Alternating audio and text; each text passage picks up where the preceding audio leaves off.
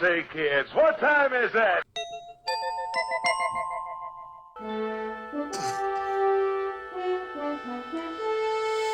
The future is coming on, it's coming on, it's coming on, it's coming on, it's coming. And we're coming on to you from Moss Landing. No, actually. Yeah, right. That's why we sound like our throats are scratchy. Yes, we had to investigate this firsthand. No, we're in good old Boulder Creek in the woods, trying to regain our health. We had a little cold descend upon us. Yes. Yeah. Well, thanks, Bobby. I think it was his party. Yeah, maybe not. I mean, both Maybe of us not. got home pretty unscathed. Yeah, So. that's true. It didn't. It took 2 days to incubate. Well, But thank you, Bob. yesterday, It all of was a an sudden- incredible party, Bobby. It was really celebrating your birthday. Yeah. In style, it really was. You helped out so much because, we got Master Now with Zoom coming in on birthday party, and We had the Mihai's thing and the microphones and setting up all the equipment we had to do it a day before. yeah, we had our whole podcast studio set up at the house.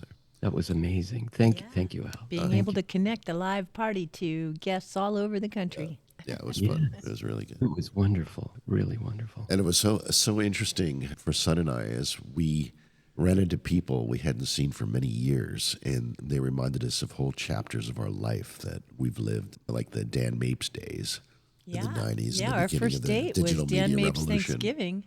That was one of our very first get-togethers. Yeah, and his daughter Zoe was there, and she's of course all grown up, 45, grown up. I guess you can say.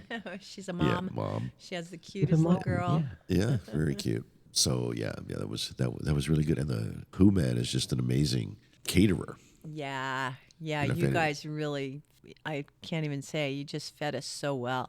It was wonderful. If anybody out there is looking for a caterer for an event, I mean, the food was exceptional. Yeah. I couldn't believe all the love that was coming from everyone there, and it was just overwhelming. I started crying. It was crazy. It was great. Thank you. Oh, thank you. Thanks for being an excuse for a good I party. don't think anybody believes that you're 70. You You've been look working very on- much like you're kind of in your much earlier decades. Now, you have been doing longevity things for a while now, right? Well, my mother was a health fanatic from Japan. She'd read all these books about we had to have organic everything growing up. And she wanted to live a long time. And she did, it was 83. I remember she brought a fortune teller when I was 14 years old.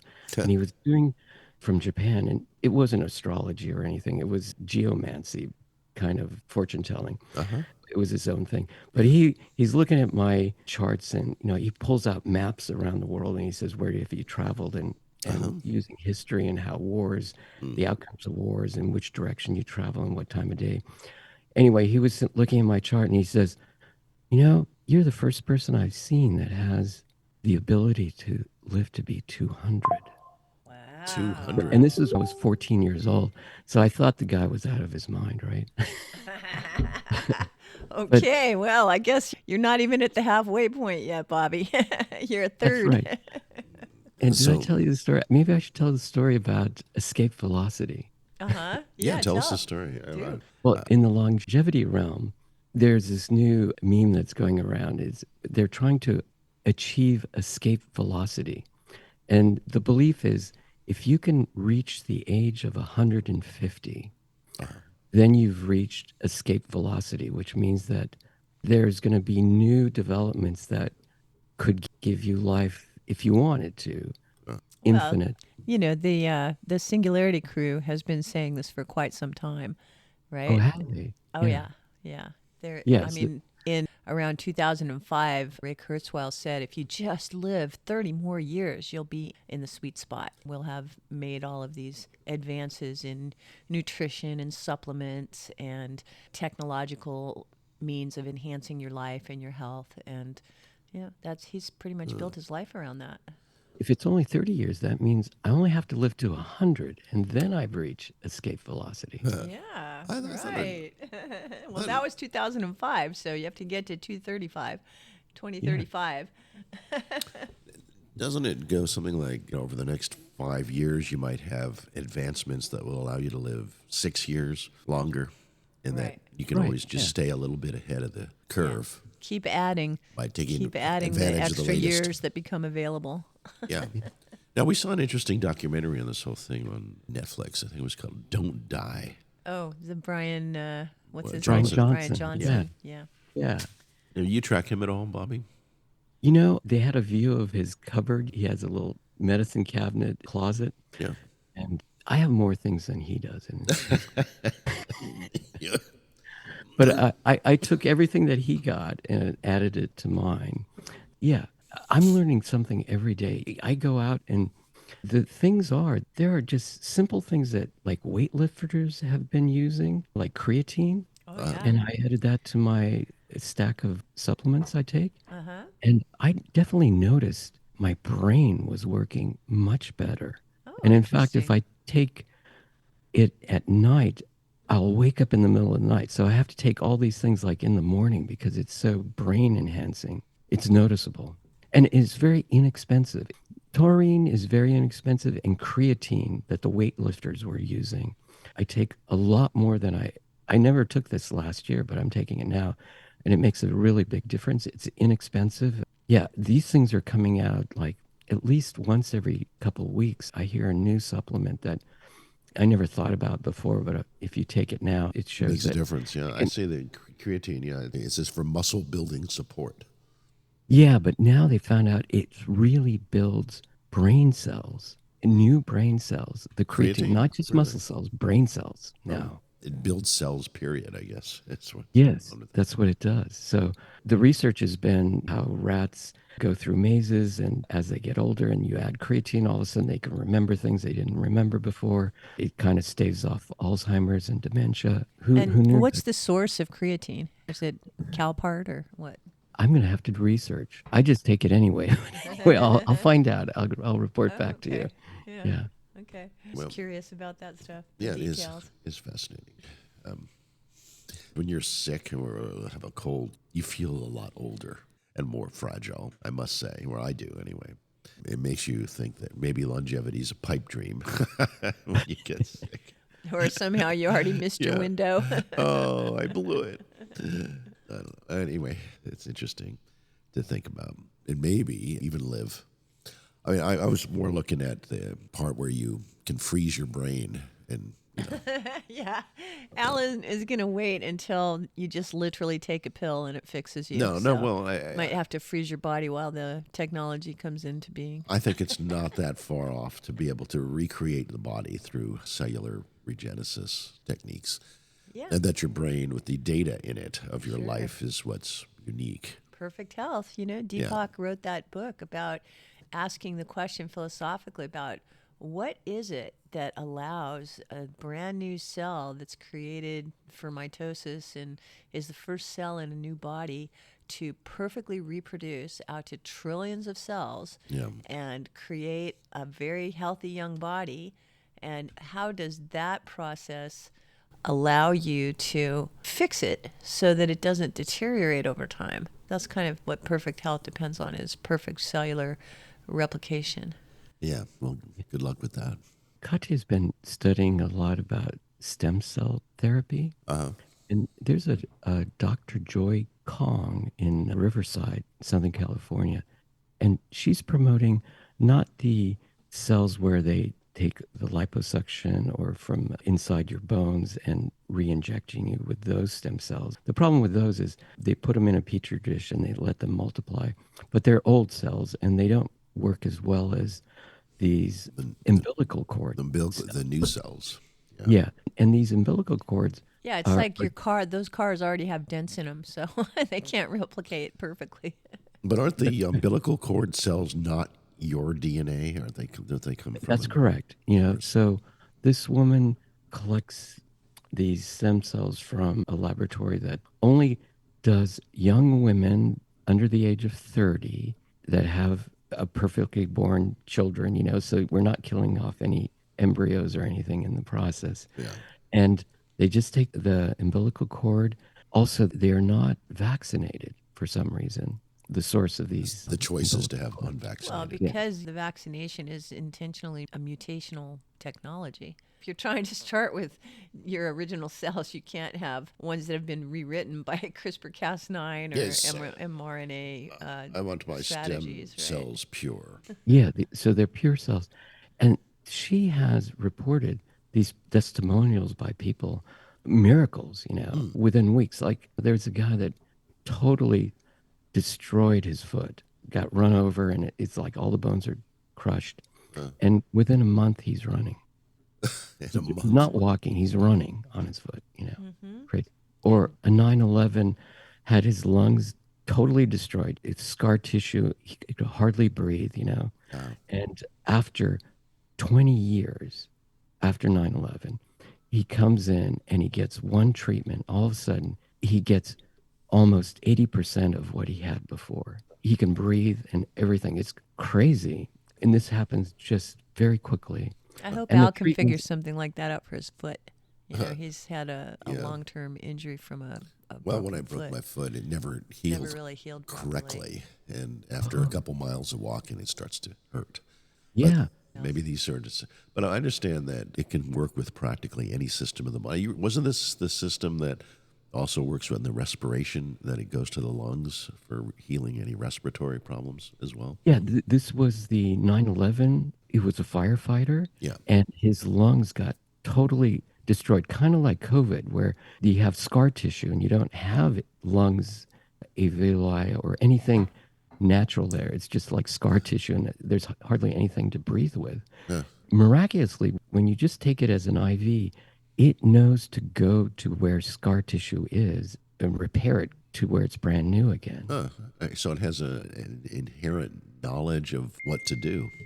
Yes, from the stem cells, because the local area produces different kinds of growth hormones and hormones that tell stem cells, stop here now.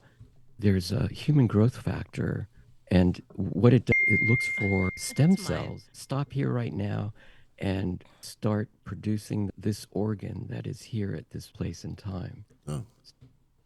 By the way, I'm just getting comments as Billy Sunshine saying, it sounds like Al's got a cold today. Go to the front of the class, Billy. That's right. That's right. Greg's slightly funnier, saying, Al, you finally have acquired that true radio voice, and you didn't even have to smoke cigarettes for 40 years. Thanks. True radio voice, just as radio's on its last legs. But we're talking longevity. Maybe it'll regenerate as a new form of media. Well, that's very exciting. I understand this is a regeneration clinic down in the San Diego area where they're doing this sort of thing. Dr. Joy Kong is, I think, in Riverside. Not at the border. She recommends not going to either Mexico or Panama because they don't use umbilical cord. They use your cells. And she's saying they're not quite as... Not quite as, but they are your cells, and you won't have a rejection problem. But I gather you don't have rejection issues with these... umbilical cord? Umbilical cord, yeah. It has to be, because your child is a combination of the father and the mother, and it's genetically different. So whatever's feeding through the umbilical cord to the embryo, it has to be not only pluripotent, but it has to be pristine stem cells that doesn't recognize, there's no immunological rejection of this material. So that's why it's like they're the perfect stem cells. Yeah. Okay, well, keep us posted on that stuff. It's fascinating. Of course, yeah. My pleasure. Yeah.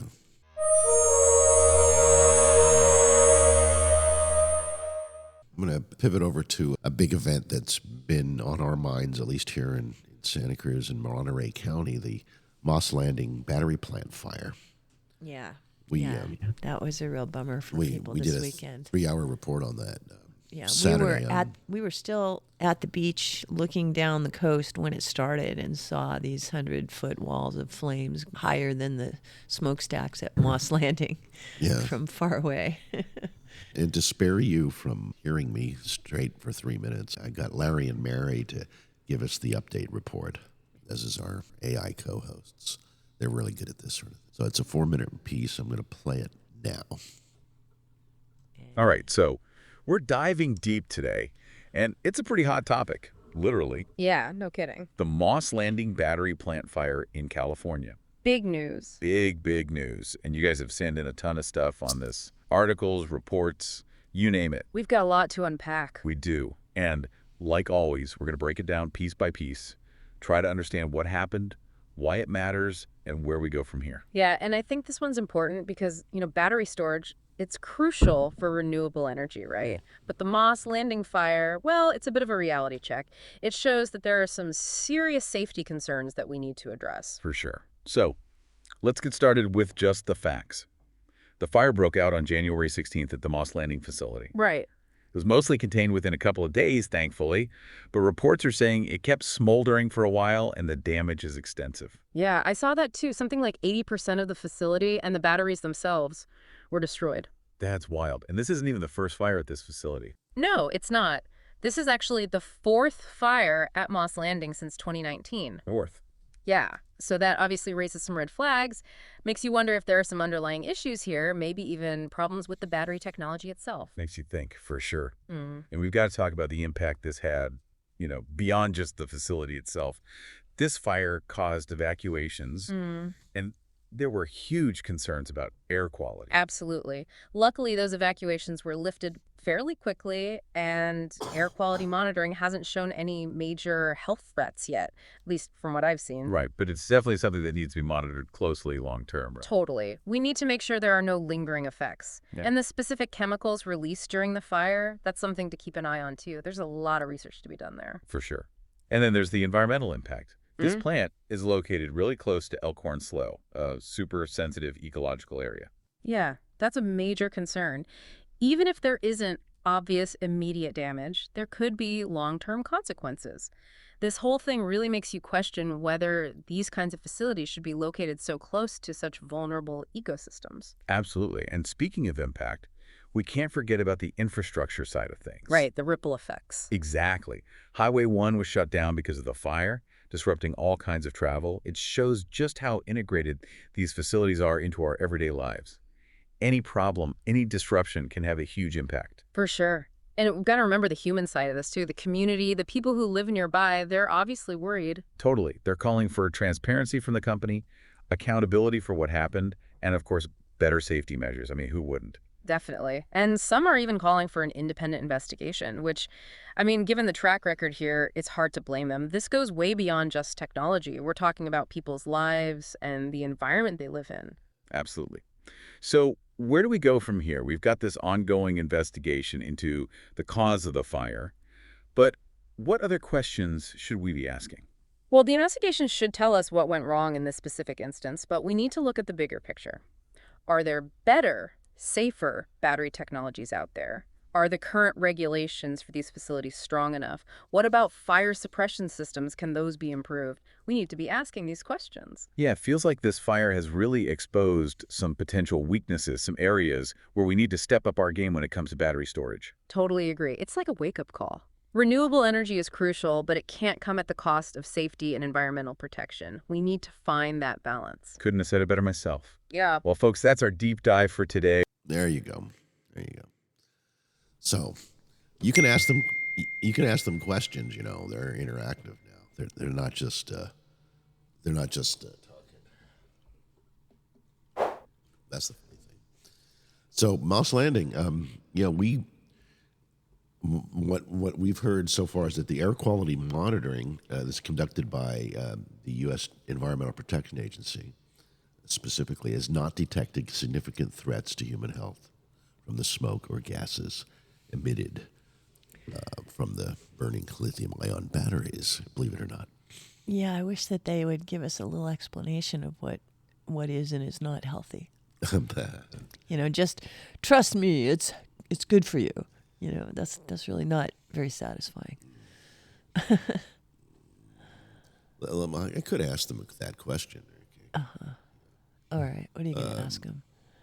Yeah, ask him what right, so we're diving are into the chemicals in the air? Yeah, okay, let's do it. Okay. And it's a Oh, wait. Someone wants to join. Hey, Yeah. go for it. Yes, what are the most dangerous chemicals in the air from a lithium-ion fire like the one at Moss Landing?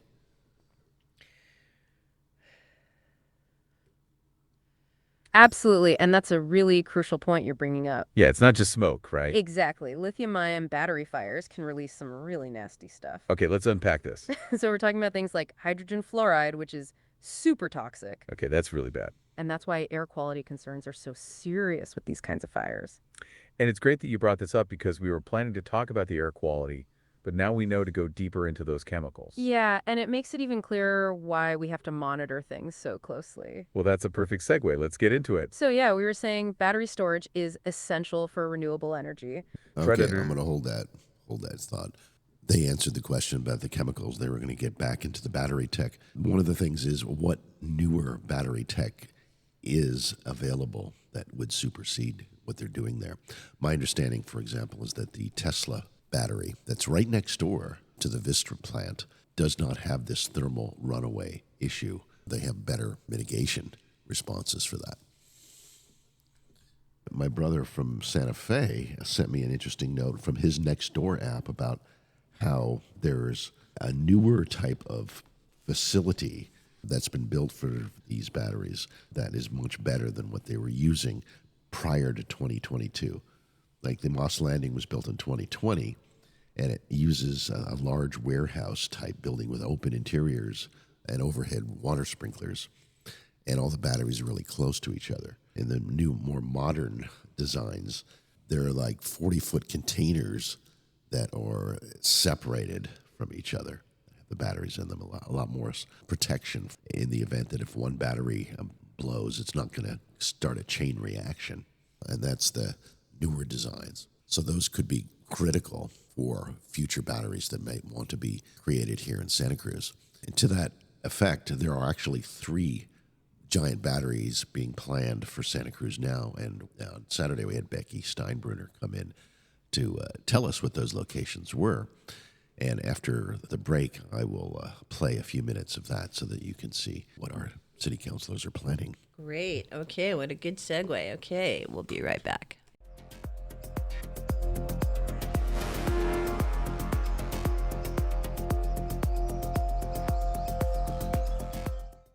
When you need help escaping from an abusive relationship, call on the Angel. Hello, I am Attorney Angel Hess, and I am ready to help you. Whether you or a loved one needs legal protection from an abusive spouse, cohabitant, or neighbor, I will help you. I have over 7 years' experience working as a lawyer protecting others from abusive relationships. Stop the abuse now. Call on the Angel, Attorney Angel L. Hess at santacruzlegal.net. I'm proud to have served this country. Helping veterans is something all Americans can participate in, and it's as simple as donating an old car that you have sitting around. Call the Veteran Card Donation Program right now. They'll come and pick your car up for free, and you'll get a tax deduction in the process. Call 800-640-9509. 800-640-9509. 800-640-9509. Thank you. About that first impression. Hi, this is Bettina McBee from Bettina's Buzz on SantaCruzVoice.com. And that first impression is my business card created by Dynamic Press. It is my favorite business card. It gets everybody's attention right away. If you want to make a good first impression, get your business cards and any printed media at Dynamic Press. And tell Angelo Bettina sent you.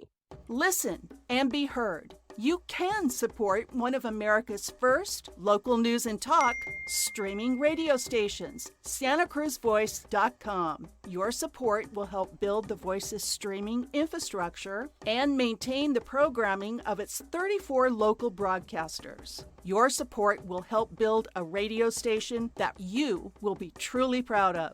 Please go to SantaCruzVoice.com and click support. Thank you. What you see, motionless we, nothing. Welcome back to the show.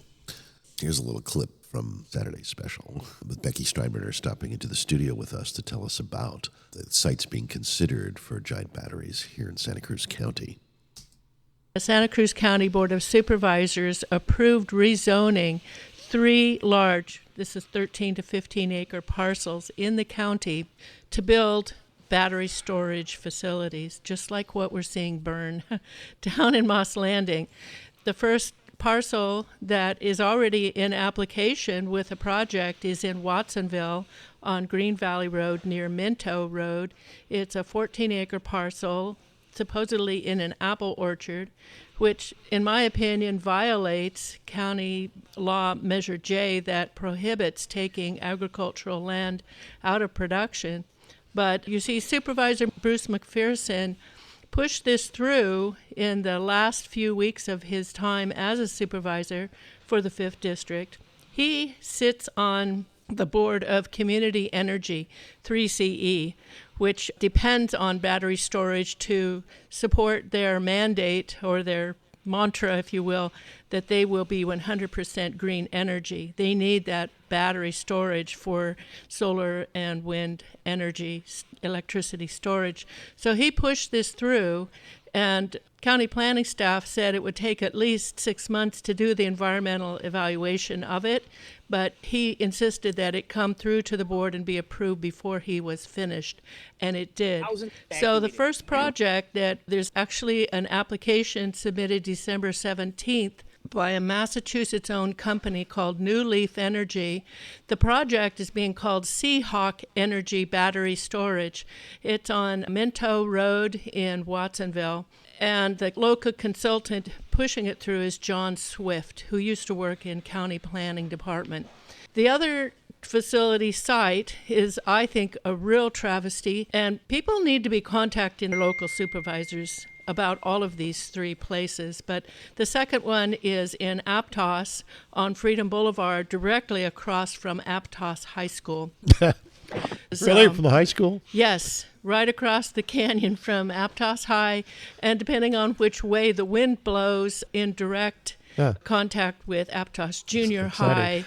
This is in a wildland-urban interface where the fire danger is already high and evacuation routes are limited. So it's a wildfire zone on top of that. Yes. Now, any idea of what kind of batteries? Is it LG batteries by any chance, or the Tesla batteries? Or? Well, we don't know that yet, but the project for the Aptos and the third site in Santa Cruz on Paul Sweet Road, kind of near Dominican Hospital, Chaminade, which is also right a between Dominican area. and Chaminade. Oh, yes, near that's the hospital. third side.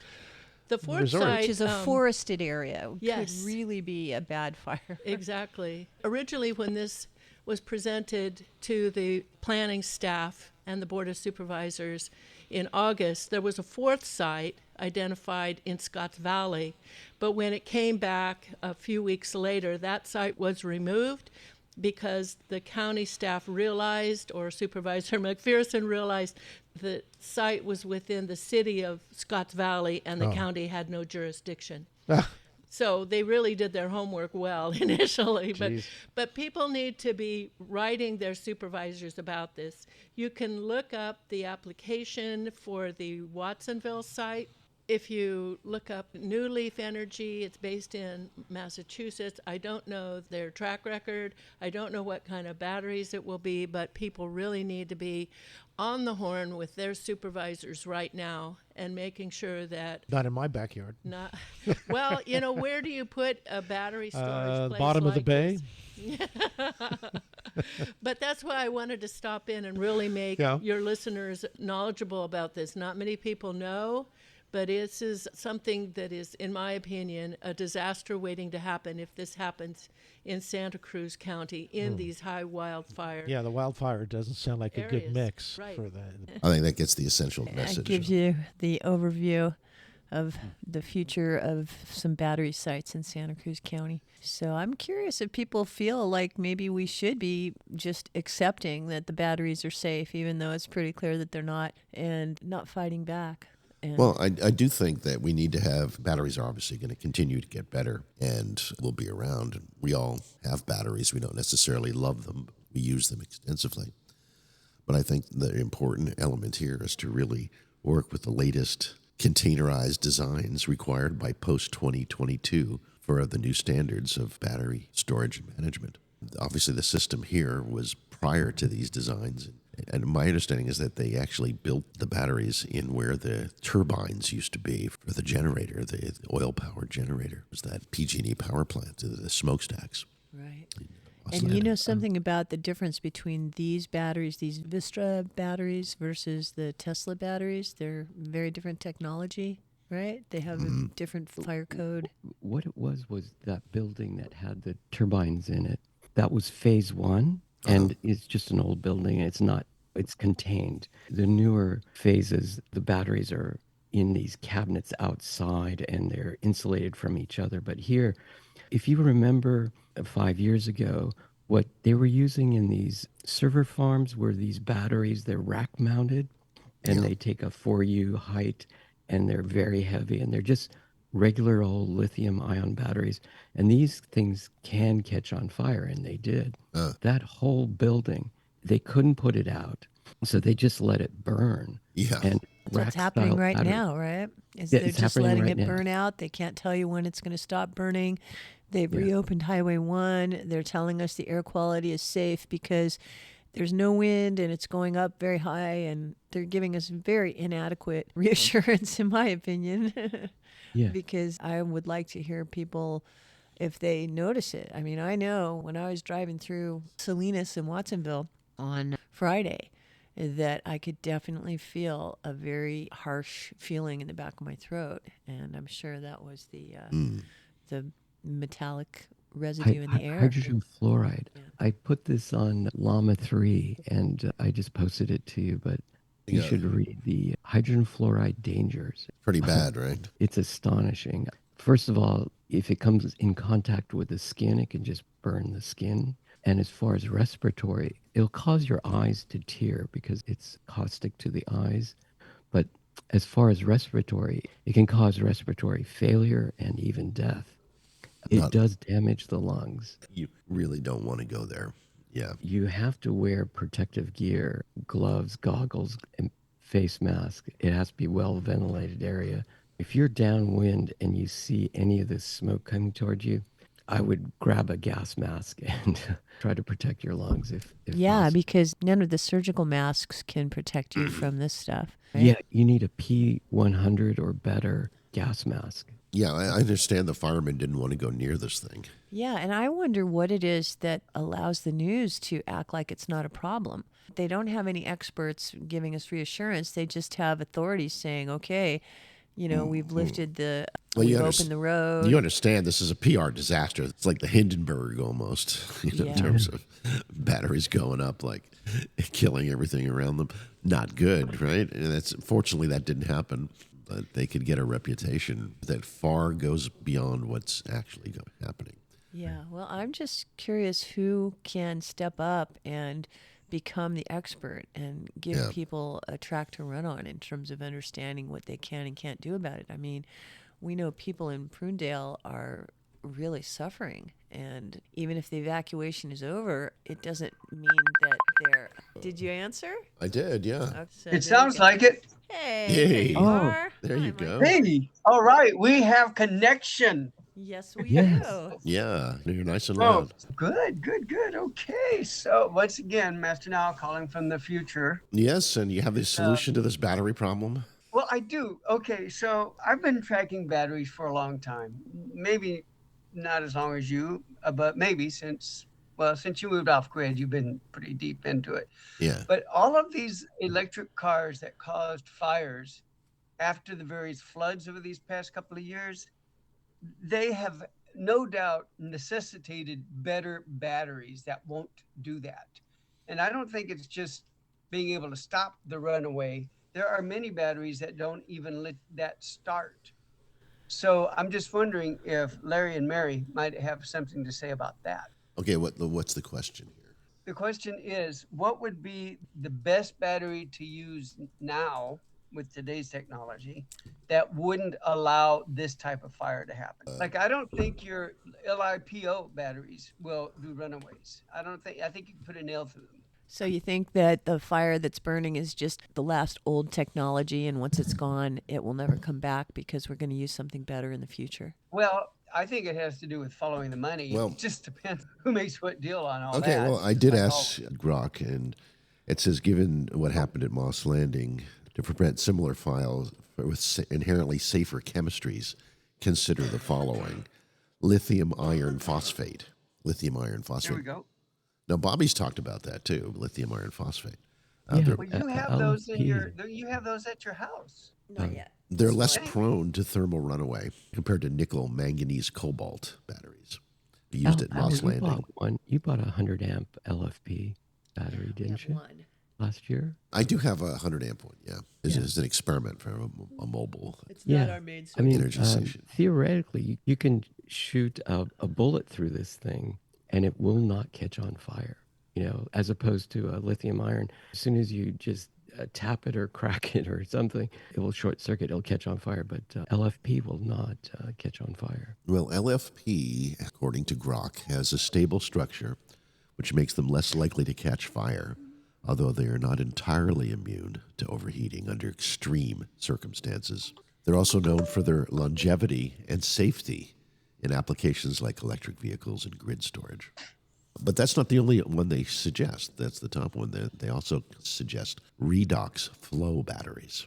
Redox, R-E-D-O-X, flow batteries. You ever heard of those? We'll have to do some research. I think that's the ones they use in the race cars, right? Where you have a flow of the. It's like a type of doped salt water that then gets turned into a lot of energy. I don't know anything about them, but from what I'm reading here, they separate the energy storage from the power delivery, reducing the risk of thermal runaway. They store energy in liquid electrolytes in external tanks, and that's supposed to allow for safer management of the storage. Redox flow batteries, particularly vanadium redox flow batteries, are scalable and have a very long cycle life and don't pose fire risks like lithium ion. So that's the second choice. And the third, interestingly, is called water-based batteries. Water-based batteries. That includes zinc air or sodium ion batteries, which use water-based electrolytes. And they're safer because they have an absence of flammable organic solvents found in traditional lithium ion batteries. They don't quite, however, have the energy density of lithium ion, which is its big bonus feature. Lots of energy density. But the water-based batteries' safety profile makes them very much in the running. How hot do these batteries have to get before they catch fire? I haven't heard anybody talk about the origin of the fire. Maybe they don't know. Did the batteries overheat? Was there some kind of nefarious sabotage? Well, I think it's called the thermal runaway. Uh-huh. And so it did just get too hot. Yeah. And then because it got too hot, it caught fire. And once it caught fire, then there's nothing they can do. So why did it get too hot? What happens is these older batteries, they create dendrites. So the anode and the cathode, there is material, lithium material that forms crystals, and it actually shorts out. It's like taking a electric wire and shorting out your battery. Yeah, right. Yeah, I've seen those little dendrites, but that happens as they get older too in lithium-ion batteries. Right. So phase one was the older batteries. They're almost 5 years old now. They've been used over and over, and these dendrites started to collect probably, and one of them just got very, very hot, and it blew open, and then that heat and fire blows open the batteries next to it, and there's that's the runaway effect. So is this just something that's not predictable? I mean, Well, it why is. are we Well- using this technology if this can just surprise you out of the blue? Well, no, they supposedly are watching the batteries very closely, and they have a fire suppression system in place in case some cells start to go bad. And with this design, inevitably they do, it would appear. And this really suggests that if we do have future plants in our neighborhood, that we should get some of these newer technologies and make sure that we don't settle for less. You know what I mean? Yeah. All right, so it sounds like people still want batteries. They just want safer batteries. Yeah, of course. They definitely want safer batteries.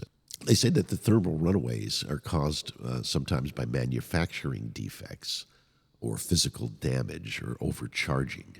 And then what you were talking about, the dendrites, that short circuits within the battery cell itself. The overheating causes one to hit the other.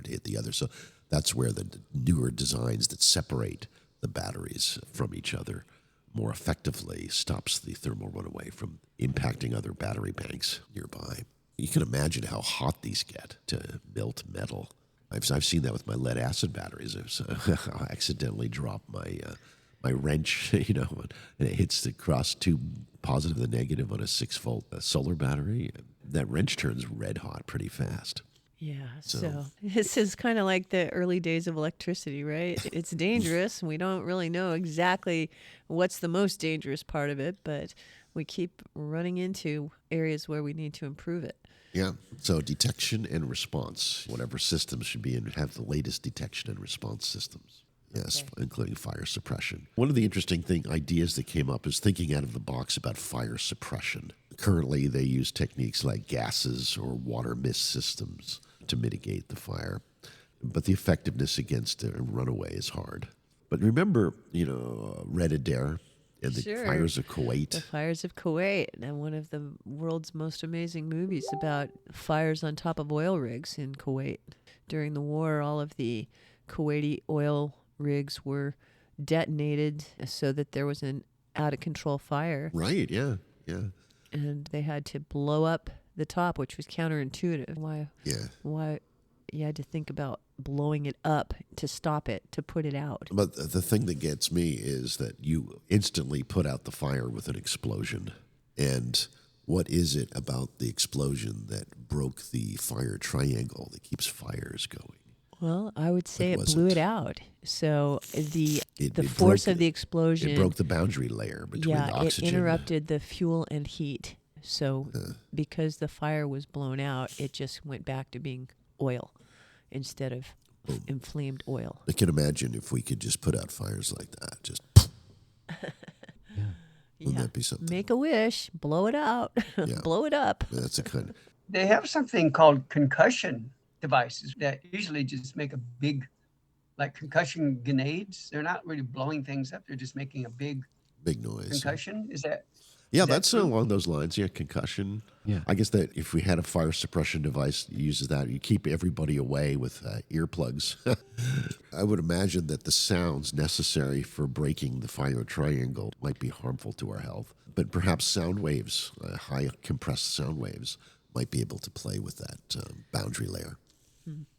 Yeah, it's certainly food for thought. If I was anywhere near a big old battery like that, like I don't mind being near our batteries. We've had them all this time. They haven't caught fire. No, we have them in good a old lead protected acid. container. Yeah.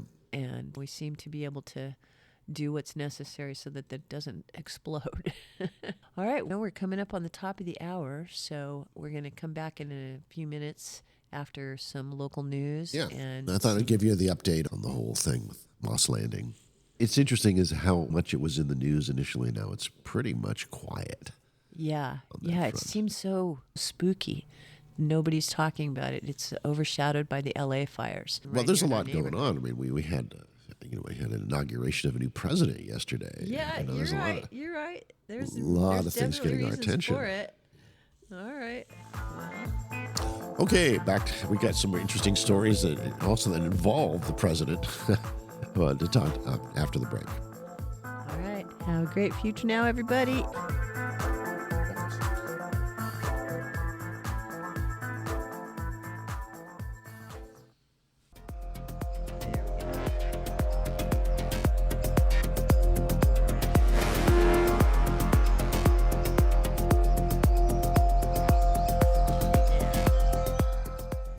All right. So there we are. Yeah. This whole thing on energy and batteries, and it is part of a bigger story, is our energy generation.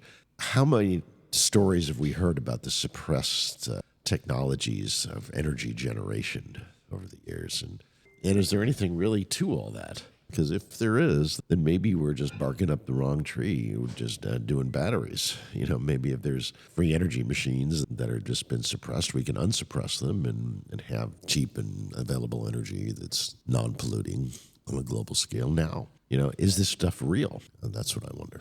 Meanwhile, we have to think about thermal runways and as Billy pointed out, we do have to have good designs for containment for the batteries, make sure it's the latest technology for doing that. There's a lot of new stuff that's out that's far superior in terms of its ability to handle thermal runaways than what the Vistra plant was using. And future batteries should definitely include these new technologies for us.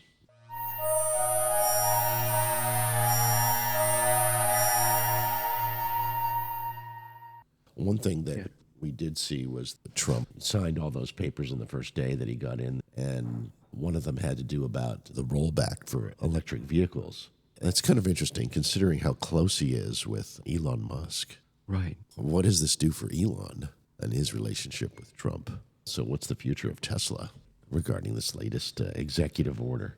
It really is a sort of a massive pushback against Biden's clean energy vision, rolling back a lot of key policies of the Biden administration really all at once, you know. Most immediate is that there was a goal to make half of all new vehicles sold by 2030 electric. That's gone. And he also froze $5 billion for building charging stations across the country. It looks like he's gunning for the California emissions waiver, which would impact states that have adopted tougher EV rules. Definitely indicates that Trump plans to prioritize gas-powered vehicles, and he's kind of hit the brakes on the green agenda. That was predicted. He made that pretty clear in his inaugural speech. Right. So Tesla, they're in the crosshairs of all this. I would think that the main point is we have oil in the ground, and you hear this term drill baby drill. Right. It looks like the price of oil will probably be cheaper, so it would drive people to buy cars, because if the price of oil went to $100 a barrel, then at the gas pump it would be $10 a gallon. People would look at their pocketbooks and say it's cheaper to drive around in an electric. So that's essentially what's going on. Also, I think that these electric power recharging stations, they were using the old technology where they weren't using the plugs that Tesla is using. Like Tesla, when you recharge the car, they have their own design plugging. Right, their own unique plug. And it turns out that both Ford and GM have switched over to the Tesla design. And their cars are going to be compatible with the supercharged stations that Tesla has. So you'll be able to use those. So I think that $5 billion fund for charging stations was actually targeted toward the older technology. So it kind of makes Tesla look a little bit better, in my view. You don't think it's going to impact them too much? Well, it all depends on people realizing that it is cheaper to drive around with electrics. Well, maybe not. I mean, the price of electricity keeps going up and up. And we can't create enough electricity to supply the cars. One of the talks that Musk gave probably in the last couple of years was about how if we start trying to derive all of our transportation needs as well as home power and heat and water, all the things that we're trying to do with alternative energy, if we find ourselves dependent for transportation on electricity, we will not have enough electricity. We're going to have a lot of rolling blackouts, and the grid is going to fail because there'll just be much more demand than there is supply. Well, that's where Canada as the 51st state comes in. Oh, yeah? Because they've got a lot of hydro up there, eh? Aren't they using it, though? They sell a lot of it. Oh, a lot of it to New York State. I see. Uh-huh. Yeah, so, oh, right. Niagara Falls, huh? No. James Bay. Places way up north in the cold country where nobody lives. I see. You got to realize Canada is bigger than the U.S. Well, size-wise. Transporting power over power lines is very inefficient as well. Really. Well, there's rethinking that whole thing. Yeah. The grid itself. Is the grid really the only solution or model that we use? If you look at biology, we have both a central nervous system and a distributed nervous system. Why can't we distribute electricity as well? That's what solar and wind represent.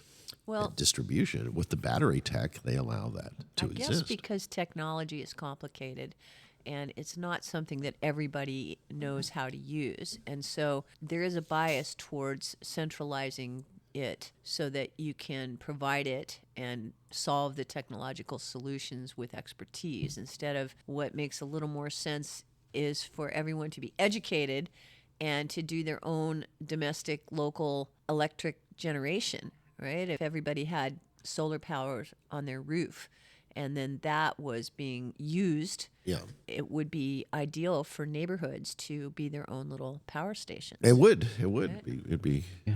And maybe that we need the both. Maybe we need to have local generation as well as grid access to power. Yeah.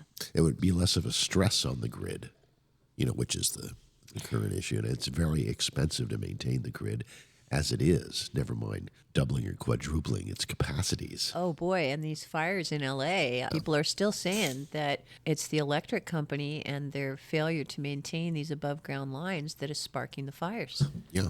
Right? So you got to ask yourself the question, how dangerous is it to have your own power system? Well, that's a good question too. So, what's your experience with like those little EcoFlow batteries that people are getting these days, Bobby? Yeah, I have an Anchor 3800. So, Anchor, that's equivalent to the EcoFlows, right? Yeah, 4.7 kilowatts. So I have 4 of those. I only need 2 for my house. I have another extra set.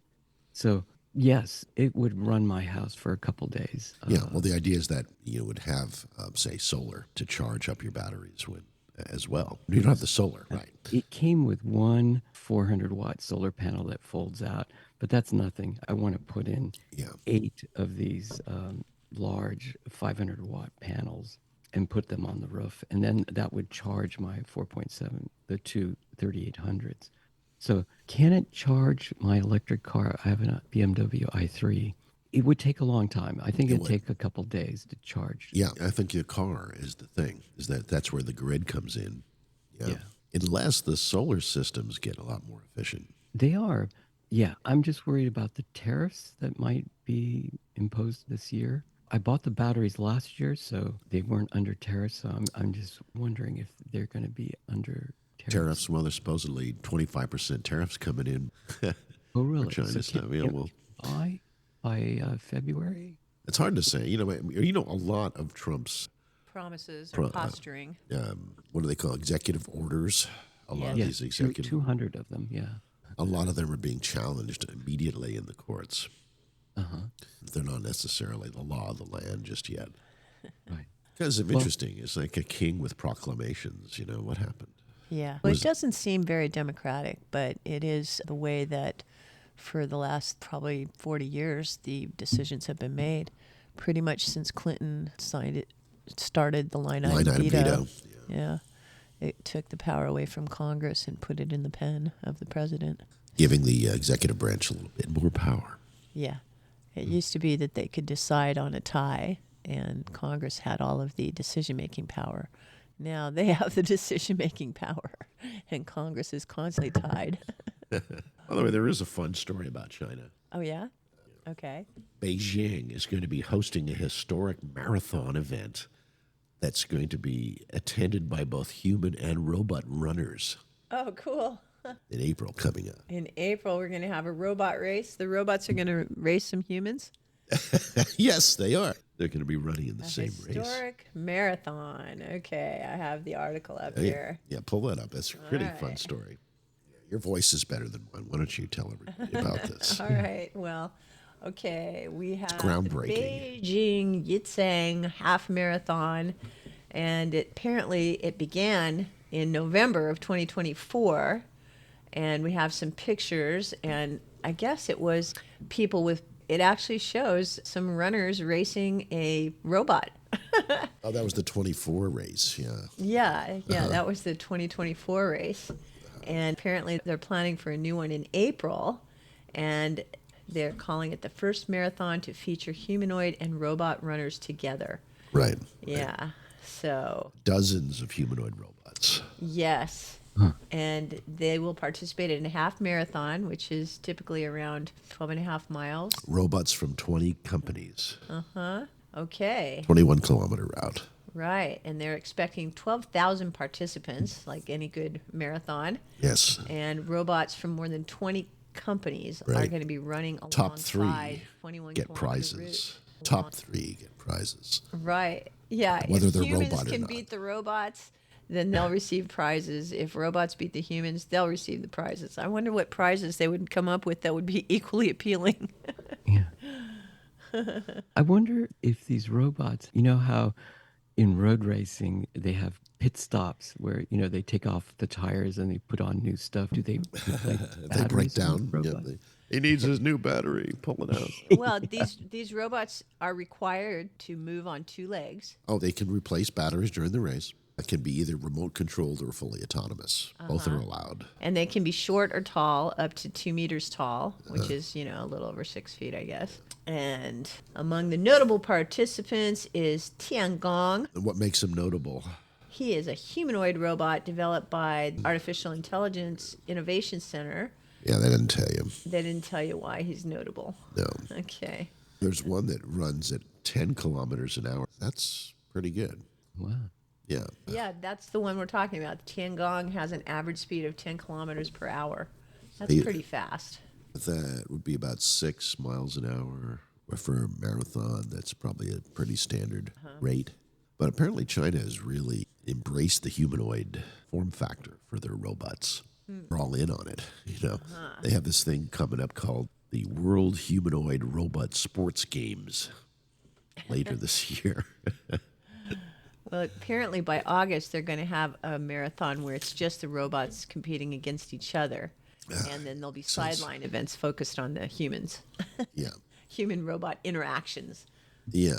Didn't there used to be some TV shows of people that would, like Robo Wars, what was it called? Where the teams would build their robot and then the robots would battle each other. BattleBots. BattleBots, that was it. BattleBots. So these are... Yeah, you don't want to go against a BattleBot if you're a human. At least in the same arena. All right. Well, this article says that Tesla and NVIDIA have certain advantages. Yeah. Because they're very precise in their upper limb manipulation. They have hand chips. Well, they have cloud computing. So those give them advantages that some of these other robots don't have. They're networked robot runners. Right. But the Chinese companies apparently excel in motion control. They create advanced AI models, so that gives a wide variety of scenarios for them to win. They're unpredictable. Yeah. Well, that's what makes it fun, eh? Yeah. It was the global stage. Tesla has their bipedal humanoid robot called Optimus. And I don't know if they're going to enter one into this race, but it is capable of navigating uneven terrain more like a human using neural networks. Do you remember it was running down a hill and it slipped and it caught itself and righted itself before it fell down? It was very agile. I haven't seen that clip. That sounds exciting. It was running down a hillside with dirt, and when its foot slipped, and instead of falling backwards on its back, it actually corrected itself in midair and continued down the hill. I was like, great. I could only do that. Elon thinks that by 2040, humans are going to be using more than 10 billion robots. That's not that far off. No. That's more than people. Yeah. That's more than people. That's something to think about. I used to say that technology allows all of us to act like we have several Roman slaves, right, compared to people 1,000 years ago. Now we're going to have several robot slaves. Yeah. And it's not just people, it's soylent silicon. It's made of silicon. I just don't see how humans and robots can possibly compete in the same contest. They're inherently designed differently and with different capacities. We know our machines can go faster than us. Look at our cars. Robots can be able to do different speeds. Well, I guess it has to do with how fast these robots can go. Yeah, I mean, if their gait, are they talking about limiting them to feet, I guess?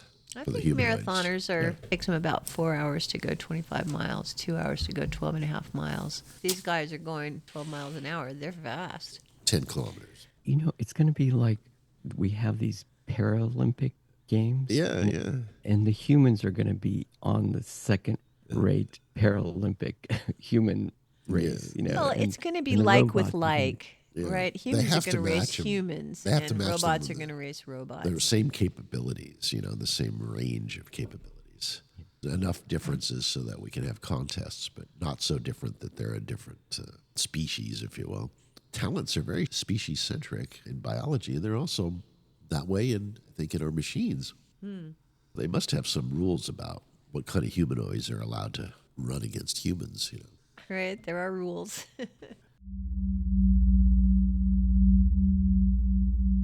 The Earth's magnetic North Pole is on the move. Oh, yeah? Yeah. Unlike the geographic pole, which has a fixed location, the magnetic North Pole is determined by the magnetic field of the Earth, and it's always changing. It's very dynamic. It's in constant motion. And over the past few decades, the magnetic North movement has been just unprecedented. It's dramatically sped up. No, maybe this has to do with climate change, huh? Yeah, maybe. The North Pole is moving, and there's no doubt about it. Well, the magnetic fields, they get affected by solar wind. Here's the thing, is that scientists can't explain why. Why is it moving? Why is it speeding up? What we do know is that we use it a lot. We use the magnetic fields, the GPS, by planes to find magnetic north all the time. And they use what they call a world magnetic model, as it was named in 1990. The World Magnetic Model. British Geological Survey and the National Oceanic Atmospheric Administration put that model together. And it notes the established position of magnetic north and predicts drifts in the future. Every few years, it needs to be updated. Yeah. Every 5 years. It's sort of surprising that things that you thought were stable on the Earth are actually in motion, right? Like, who would have thought that the magnetic North Pole wasn't always in the same place? When I was in Boy Scouts, when I was a teenager, Yeah. we always had, it was fixed, like, I believe it was like 12 degrees, and you had to look at your maps, and then you took your compass, and you automatically had to readjust for magnetic north as opposed to true north. Right. Yeah. But all those years, they didn't tell us it was moving. They said it was solid, that you didn't have to compass it every year. Well, and I can remember things like people debating about whether or not gravity was a fixed measurement or a variable measurement. I think somebody got kicked out of a TED Talk because they were doing a paper on the variability of gravitational measurements. And Ted didn't want to be hosting any weird science. Well, what's for a fact here is that the North Pole is now closer to Siberia than it was 5 years ago, and it continues to drift towards Russia. Okay. Does that mean the Russians will own the North Pole? What about Santa Claus? Maybe he's Russian. Well, he will be. Right. I think the Russians are playing with You think they're playing with it? GPS. And so they figured out a way to control the magnetic north at the same time. Yeah, that would be a very powerful thing to do, and it be able to control the location of the North Pole. Navigate away from the former map. Make a new map, throw things off. They are saying, since we're at a solar maximum, that we're getting a lot of these solar mass ejectas and X flares. Those things definitely affect the poles.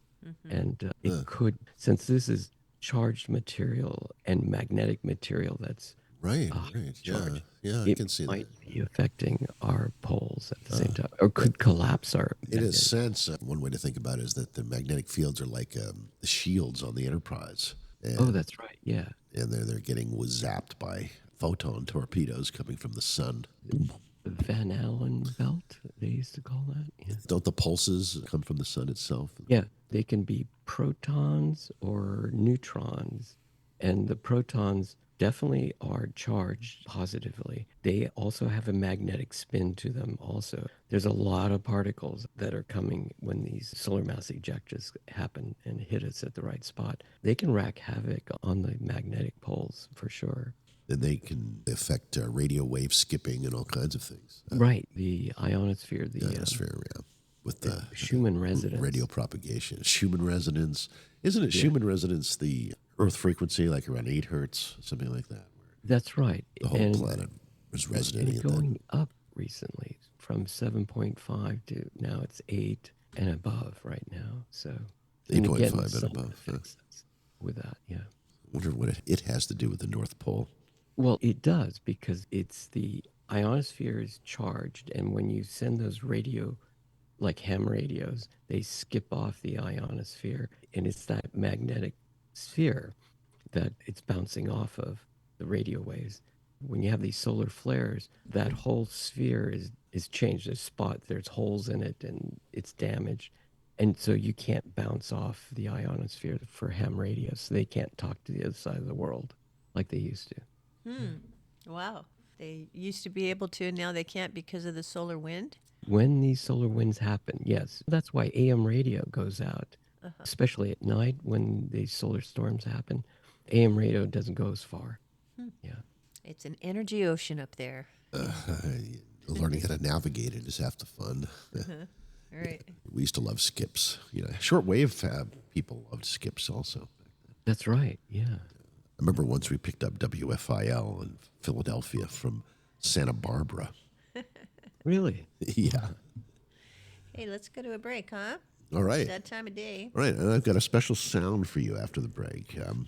One of the first, possibly the first ever meteorite captured on video and audio as it hits the ground. Ooh, how fun. All right. We'll be right back. What you see, motionless sweet, nothing is real, wasting my time in the waiting line. Hi, folks. I came across a man who found a genie lamp. He rubbed it and the genie appeared and granted him wishes. The man thought for some time, knowing how important this was to his future. His wish? Yes, a Knox roof, installed as always with quality materials and superior workmanship. I said, you don't have to find a genie to achieve these things. Call Knox Roofing today at 461-0634.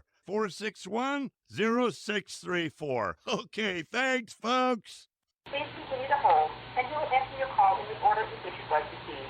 That won't happen at Low Cost Air. When you dial 800-704-1662, a real person answers and helps you find the best airfares foreign and domestic. Your choice. Please continue to hold, and or a real person. Low Cost Air, 800-704-1662. Low Cost Air, 800-704-1662.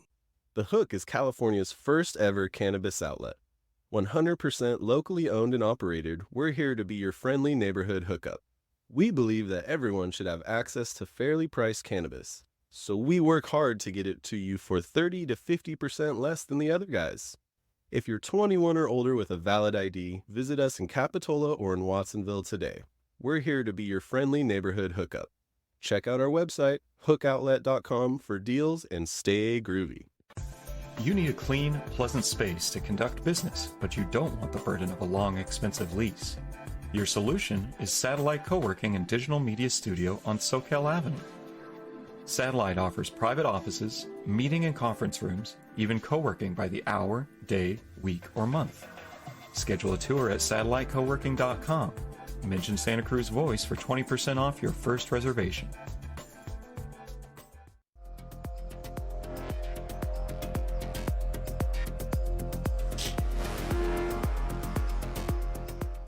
Okay, welcome back to the show.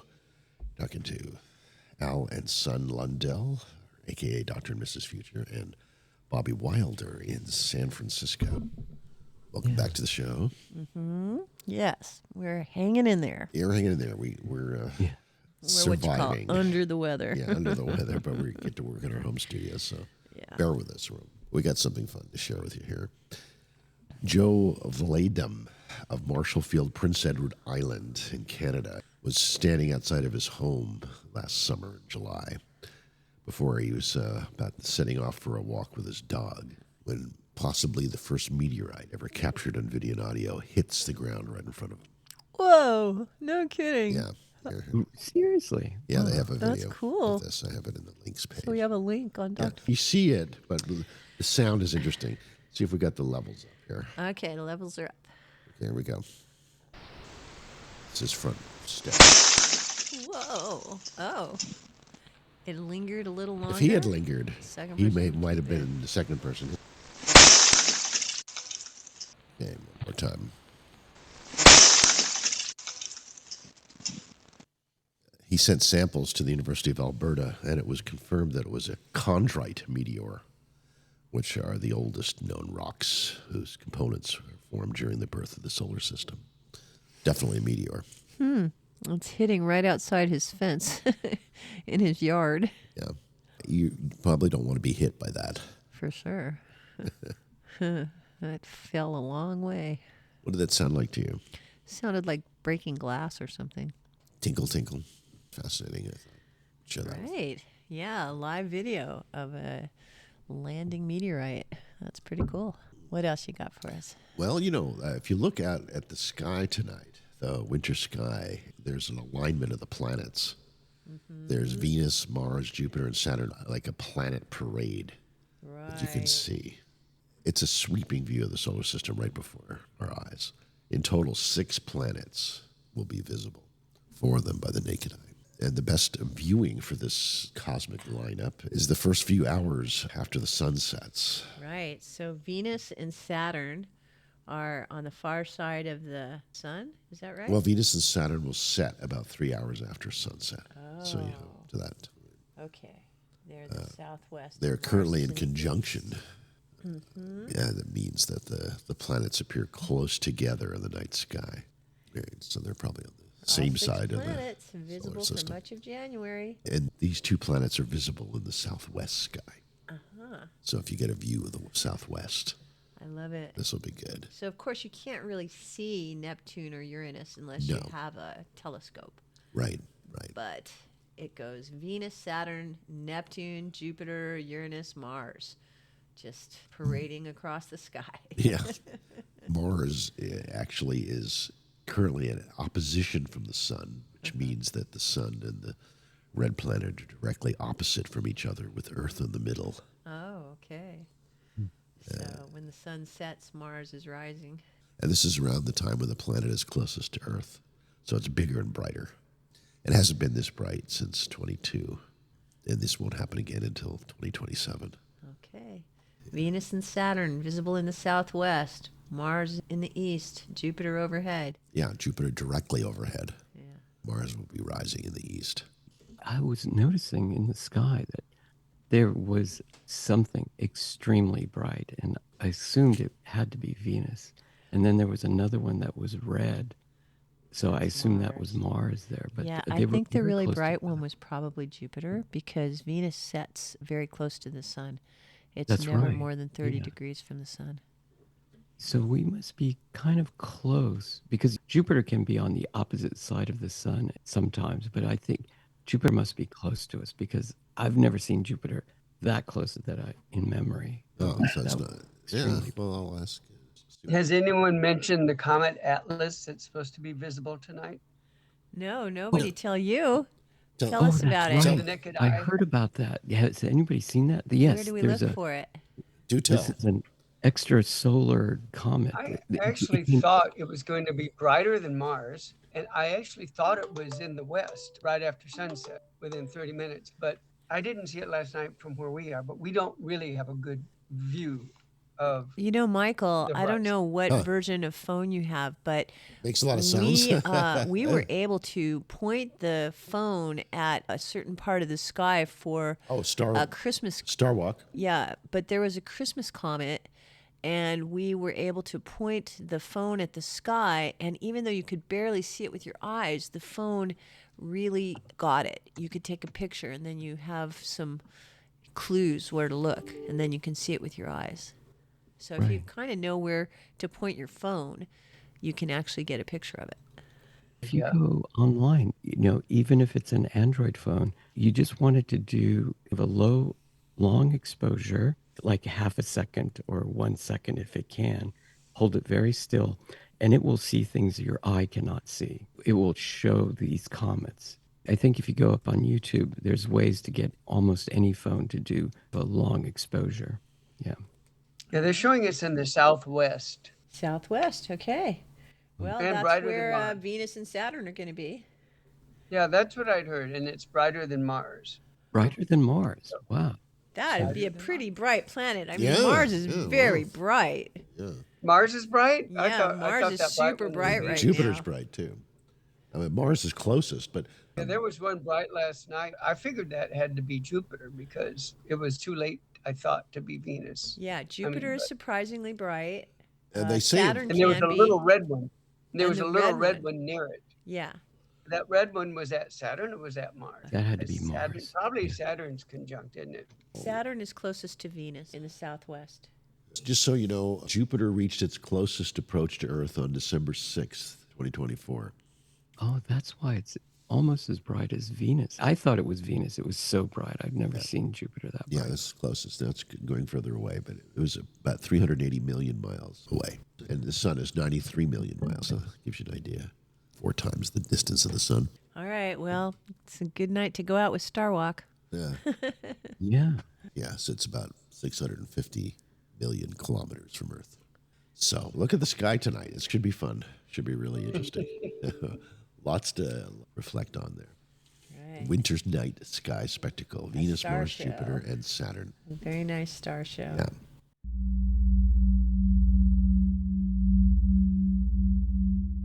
I don't know how many of you saw the SpaceX Starship launch last week. That was really exciting. It wasn't that? Yeah, that was amazing. Was that on Thursday? Yeah. Yes. It was ship number 7, Starship. Yeah, fascinating. The 7th launch. Scott Manley put together a very nice video of many of the angles that you can see on his podcast. Making history. Yeah. It's the second time that Megzilla caught the That's booster. Megzilla. I did a great job on doing that. I saw the catching of the booster. That was amazing. Yeah. That's always a crowd pleaser. Well, the iconic thing about this one was that there was some kind of explosion and the fragments of the ship were shooting across Turks Caicos like a light show, like a whole bunch of meteorites coming down. I'm sure if anybody felt like they were in the path of it, it would be scary. But we haven't heard of anything negative happening. It was very beautiful. Yeah. Well, they call it a Caribbean entertainment. Because it really is quite spectacular. Different colored pieces of the Starship. Shards coming down through the atmosphere. Very pretty. It was enough to trigger off an FAA mishap probe. The FAA needs to know what happened. And it's not just SpaceX. Jeff Bezos had also launched his Blue Origin last week as well. And he came under scrutiny after losing the New Glenn rocket's first stage. The first stage was the one that landed okay at Megzilla on the SpaceX side of things. But for the Blue Origin side, they lost it. They weren't able to capture it. And so they're investigating that, said what happened there. Mm-hmm. But New Glenn did get into orbit, did get its payload up there, unlike SpaceX. I believe it was a oxygen pressurization issue that caused it to blow. Starship? The Starship, yeah. Oh, I see. Okay. Those two companies are both, I don't know how much is going to slow down the Starship. They were planning to launch one every month, at least. Well, they're trying. You know, you have to have a safe launch to do that. It's a constant feedback loop. Yeah. But being able to capture with the Godzilla arms, the first stage is... Megzilla. Yeah. Right. Yeah, that was pretty impressive. That was amazing. I mean, that's... It looks like a big giant robot grabbing its baby that's falling from the sky. Beautiful to see. If you haven't had a chance to see it yet, check it out. Yeah. Really awesome. Yeah. I'm looking at the launches now. They're quite impressive.